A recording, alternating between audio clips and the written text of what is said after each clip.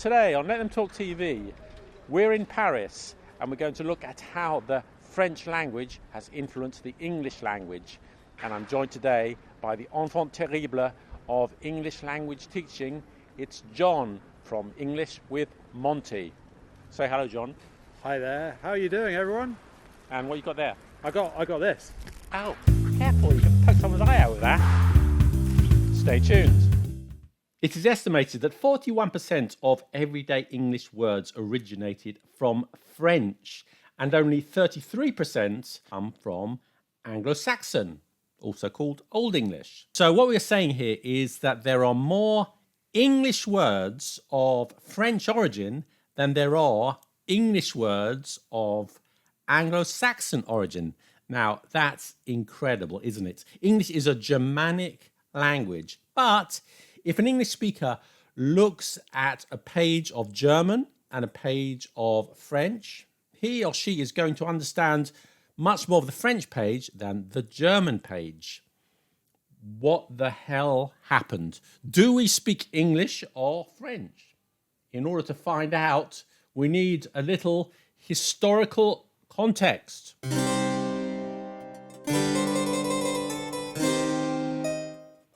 In 1066, William the Conqueror landed at Hastings in England, and within a short time, the Norman invaders had taken the whole country. For the next 5 centuries, French was the language of the ruling class in England. During this time, the nobility were born, lived, and died in England, but their language was French, and most would have known little or no English. The language of court was French. The aristocracy spoke French. The government, the justice system, the church, everything was conducted in French, or rather Anglo-Norman, which was the dialect of French from Normandy. However, the English language, or rather the English languages, as there were various dialects of Anglo-Saxon spoken in England at that time, continued to be spoken all across the land. In the farms across England, the lords may have spoken French, but those who toiled the earth, the peasants, spoke English. The craftsmen and the artisans, the butchers, the bakers, and the candlestick makers spoke Old English. And as I said, Old English, Anglo-Saxon, that's the same thing.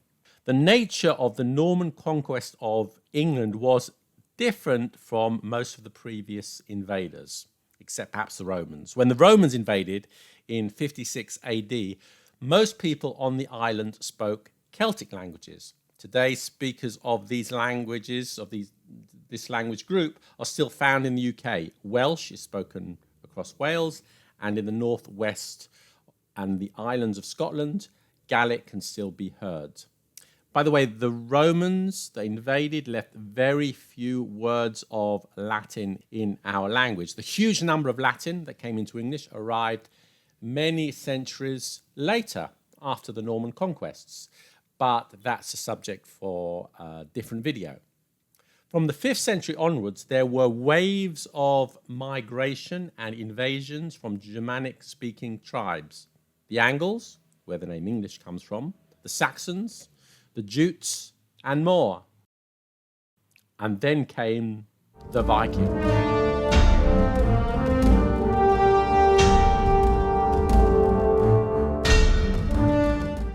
There is much debate about when the Vikings from Scandinavia first invaded, but most historians put the date of the first invasion at AD 793, or 793 CE, as people say these days, when the Vikings attacked and looted the monastery at Lindisfarne.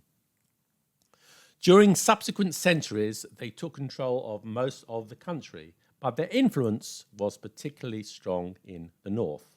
Now, this video is about the influence of French on English, not Old English or Old Norse, but this point is very important for understanding why English is how it is. Now, the Angles, the Saxons, the Jutes, the Vikings, when they invaded, they lived amongst the people and they were the rulers, but they intermarried with local people. They built communities, they toiled the land, they built towns and villages. The Vikings and the Anglo-Saxon tribes spoke different languages, but they were similar languages. And what happens when people who speak similar but different languages meet each other? For example, a Spaniard and an Italian, or a Swede and a Dane, they might, simplify the language a little bit, simplify the grammar to help the interlocutor understand. Well, this is kind of a simplified explanation, but it explains why English lost a lot of its complex constructions, such as masculine, feminine, and neuter nouns that there used to be in Old English, but not anymore, and its cases. Now, let's return to French. When the Normans invaded, unlike previous waves of invaders, the Normans, they didn't mingle so much with the people. They didn't intermarry and join every level of society. Instead, they imposed themselves in quite a different way. They were very much a ruling class. They built castles and fortresses across the country to control the local population rather than live with them. This essentially is why the ruling class spoke French, but the peasants and working people in the towns and villages across England continued speaking English. You can see this, for example, in the names of foods. The French aristocracy ate the food in their castles and called it by the names that they were familiar with. For example, beef from bœuf, veal, pork, mutton, venison, while the peasants were English. And we still use the English names for the animals themselves: cow, calf, sheep, deer. French spoken in England after the Norman invasion is often referred to as Anglo-Norman, and it was a different dialect from the Parisian French. However, Parisian French continued to exert its influence on English for centuries. This means sometimes we have the same French word entering the English language twice, once from Anglo-Norman and once from Parisian French. So, for example, warden is from Anglo-Norman French. It means a supervisor in a certain place. So, for example, we talk today about a prison warden. But guardian comes from Parisian French, and it means a protector of something, and it has a more lofty meaning. For example, you're a priest and you claim to be the guardian of our morals, and yet look what you've done. Yeah. So it's strange that we have two French words where the French only have one. So sometimes we have more French words than the French. That's strange, isn't it? Other examples of such pairs: guarantee and warranty. As you see, the W is from Anglo-Norman French. Garden ward, similar to what we just looked at. Catch and chase, cattle and chattel, charity and cheer. When the Normans came over, they not only brought the French language, but also Latin, which was used in government and in the church. The English language at this time became the third language in its own country, even though it was the language of 90% of the population. And the situation would remain like that for 300 years. Although it was largely ignored by the French aristocracy, English continued to evolve. The Norman Conquest began in 1066, and the first English monarch to speak English as a first language was Henry IV in 1399. However, even after that date, when English became the language of England, finally, French still continued to wield an enormous amount of influence, and French words and expressions continued to be absorbed into English. Have a look at the coat of arms on the British passport. There are two phrases on it, but they are not English, they are French. You have Dieu est mon droit, my God and my right, and the other is On y soit qui mal y pense, which means Shame on those who think bad of it. We'll explain why that's on the passport another time. Strange, isn't it? After all these centuries, French, not English, is on the cover of the British passport. There are so many words of French and Anglo-French in English, but here are just a few examples. Okay, from government, we have monarch, duke, mayor, council, government, peasant, realm. From church, religion, ecclesiastical, faith, pray, abbey, saint, parish, clergy. From the law, justice, judge, crime, evidence, jury, attorney, court. From military, war, battle, castle, fortress, combat, navy, garrison. From food, salad, cream, soup, seasoning, casserole, herbs. From education and medicine, study, surgeon, medicine, art, essay, and much, much more. Although in England we speak English, the French language continued to be a source of words and expressions. Now, let's look at a few everyday expressions that we use in English, and I'd like to draw your attention, first of all, to one very common English idiom which demonstrates the importance of French, and that is, pardon my French. In English, you say, pardon my French, when you want to apologize for swearing, saying something bad, using rude words. For example, that Perkins in accounts is a bloody bastard, if you'll pardon my French. Or if you hurt yourself, oh, fuck, oh, pardon my French. Okay, so you're apologizing for swearing. And the origin of the idiom is curious because it didn't always mean that. It comes from the late 19th century when English speakers would use a lot of French expressions in conversation, and pardon my French or excuse my French was used literally to indicate to the person that you were speaking to that you had switched languages and to apologize if your French wasn't quite right. To this day, we still use a lot of French expressions in English. Now let's have a look with John and see how common they still are. So John, today we've got some English expressions that come from the French language. What you have to do is say what they mean in English, of course. Okay. Give an example. And also, I've divided up these expressions into 3 levels. Level 1, everybody knows them, like c'est la vie. Mm-hmm. Oh, it's been a terrible day, but c'est la vie. Everyone will know that. Yeah. Level 2, kind of most people will know them, but a little more unusual. And level 3, very formal and literary expressions that you would only perhaps use in writing or amongst, very educated and literary Like people. yourself. Like myself. You wouldn't use them in general conversation, okay? Yes. So you have to say, Okay. so level 1, level 2, level 3. Hopefully that will help you when you're deciding which ones you can use. Okay. Also, a word about pronunciation. According to Fowler's modern usage, when you're using a French or any foreign expression in English, you shouldn't pronounce it like French because it's English. But you shouldn't pronounce it as if it's English.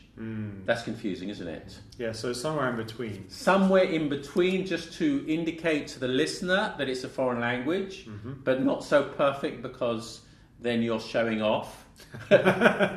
Yes, my French accent is wonderful, that's true. So for example, you would say bon appetit, not bon appetit, which should be English, which would sound ridiculous, or bon appetit. That would be too French. Well, it's not, because I can't really do the French accent perfectly. Yeah. So somewhere in between. Yeah, that's a challenge for you. Challenge for French people, that you have to not sound too French. So let's go. The first one, here we are. Ah, déjà vu.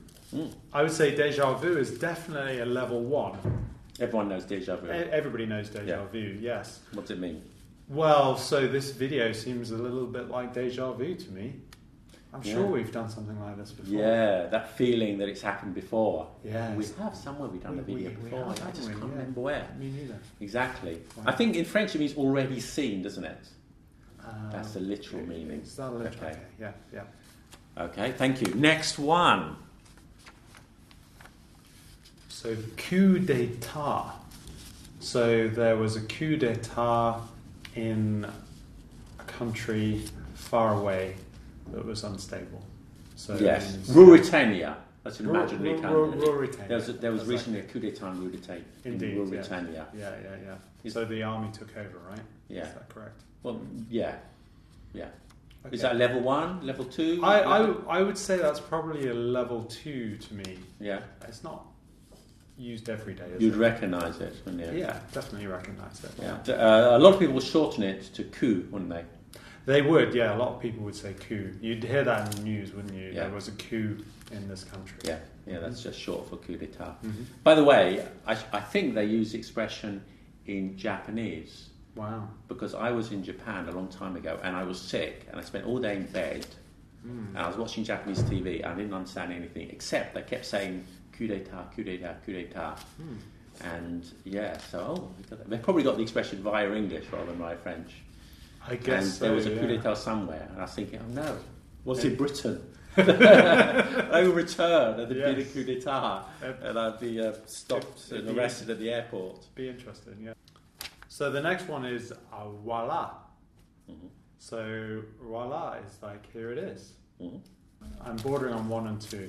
I'm thinking 1, but maybe we move in different circles. Oh, it's possible, yeah. Yeah. It's very possible, yeah. You definitely move in high circles. It seems fairly cool. Well, anyway, you've given an example. So voila, here's the video. Yeah, you press this button and voila, the machine starts working. Yeah, sure. You want coffee? Okay, press that button, switch it on, press the button, voila. Exactly, yeah. So, Perfect, in yes. this meaning of like, here it is, there it is, and there you go. I think it's used the same way in French, isn't it? Yes. Yeah, Very useful. I would have thought so, yeah. Because I should say, a few of these expressions we use in English, but the French don't use them, or they have another expression. We'll get to that later. So bon voyage. I would say bon voyage is a level 2-1. But people still say that, don't they? People would do, yeah. Yeah, I guess so. Some people say have a good trip, some people say bon voyage.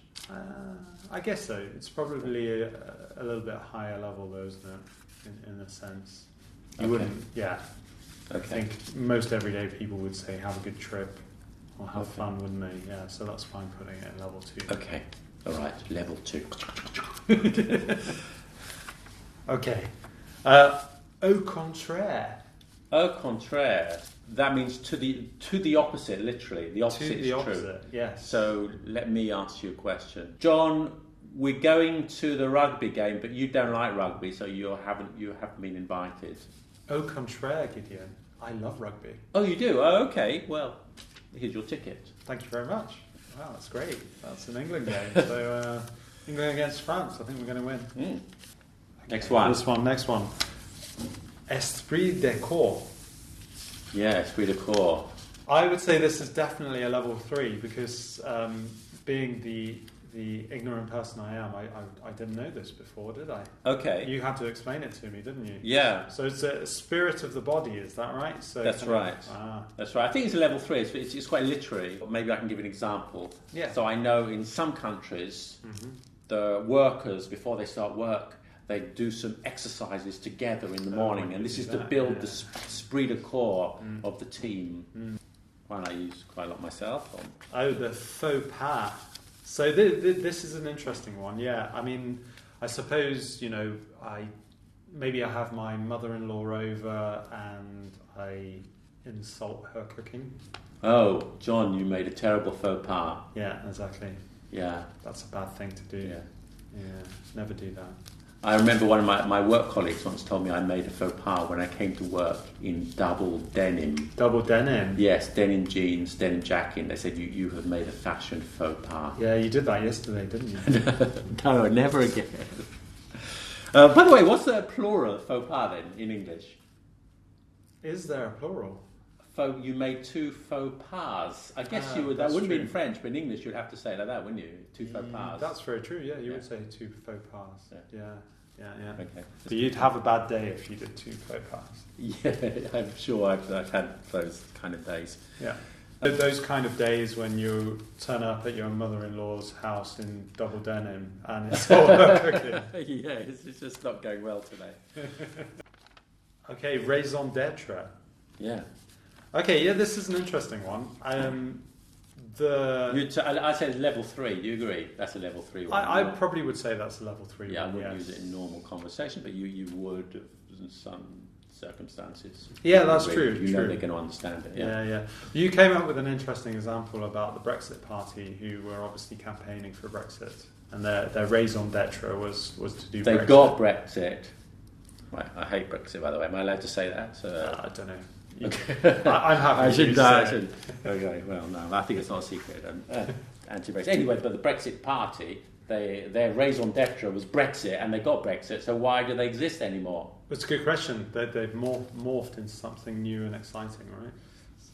Yeah, less said about that. But anyway, we'll continue. Savoir-faire. I would say this is probably a level 2 one. Would you agree with that? Yeah, one? I agree. Yeah. I agree. Most people know it, even if they don't use it. Most people know something. Yeah. My savoir-faire of cooking French pastry. You have the savoir-faire. I You do. know, we should ask John to make our French pastries. Yeah, I can do pain au chocolat without gluten as well. That's how good I am. Oh, really? I can't wait. Indeed. Okay. Yeah. So there you go. Interesting, though. I think the French do say savoir-faire, but I've heard them use know-how, Know-how. Okay. which is the translation. Which is the French are using our expression. We're using theirs.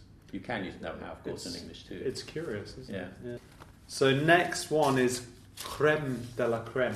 Yeah. Well, this is an easy one. Yeah. So- Is it level 1, do you think, or level 2? I think it's bordering on the 2 more than the 1 slightly, isn't it? I mean, it would be commonly used, but yeah, perhaps a bit more on the 2. Yeah. Because I've got a very good example there. Go then. So out of all of your 75 teachers, okay, at your English school, It's not true, by the way. I am the crème de la crème. You are the creme de la creme. I am the top teacher. Yeah. Interestingly, though, Mm-hmm.